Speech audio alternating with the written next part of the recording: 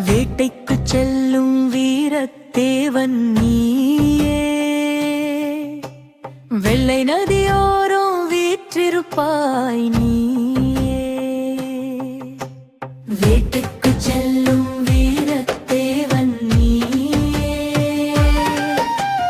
வெள்ளை நதியோரம் வீற்றிருப்பாய் நீயே. சங்கில் கருப்பாய் சத்தமிடுவாய், சதி செய்யும் கூட்டத்தை சின்னாபின்னம் செய்வாய். சுருட்டும் சாராயமும் உனக்கு படையில் சுட சுட சோறும்